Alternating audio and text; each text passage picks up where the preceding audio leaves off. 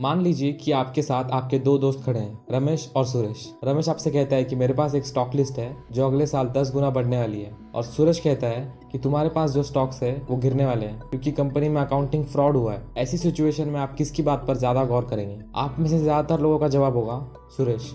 भले ही आपने पहले कितनी भी एनालिसिस की हो, आप फिर से एनालिसिस करना शुरू कर देंगे और सुरेश के हर शब्द को बारीकी से सुनेंगे। हम पेसिमिज्म यानी निराशावाद को ऑप्टिमिज्म यानी आशावाद के कंपैरिजन में ज़्यादा अटेंशन देते हैं। हिस्टोरियन डियर्ड्री मैक्लॉस्की कहते हैं कि कुछ वजहों से मैं कभी नहीं समझ पाया कि लोग ये सुनना क्यों पसंद करते हैं कि दुनिया बर्बाद हो रही है। अगर हम पैसों के बारे में बात करें तो 3 ऐसी चीज़ें हैं जो फाइनेंशियल पेसिमिज्म को फाइनेंशियल ऑप्टिमिज्म से ज़्यादा आकर्षक बनाती है।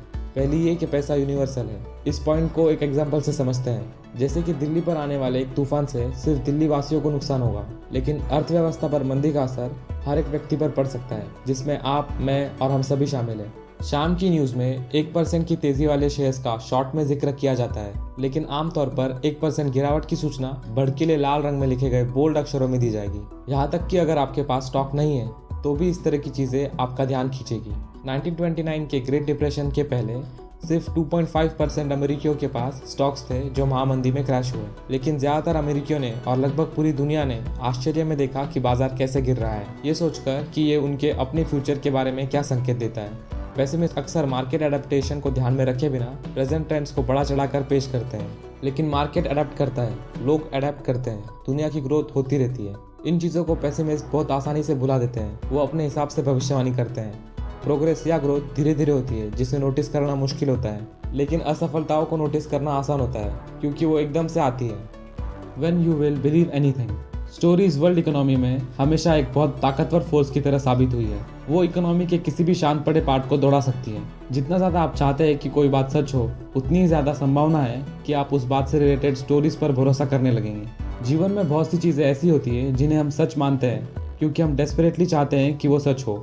ऑथर ऐसी चीज़ों को अपीलिंग फिक्शंस कहते हैं। इनका हमारी पैसों को लेकर सोच पे बहुत बड़ा असर होता है, स्पेशली जब हम इन्वेस्टमेंट या इकोनॉमी की बात करें। एक अपीलिंग फिक्शन तब अपना काम करता है जब आप सॉल्यूशन ढूंढना चाहते हैं, लेकिन आप सिचुएशन को लिमिटेड कंट्रोल कर सकते हैं और सिचुएशन हाई प्रेशर वाली होती है।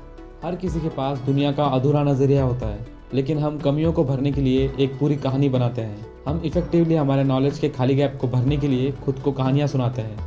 कहानियों पर भरोसा करना हमारे लिए आर्थिक रूप से फ़ायदेमंद साबित हो सकता है, लेकिन ऐसा करने से ज़्यादातर नुकसान ही हुआ है।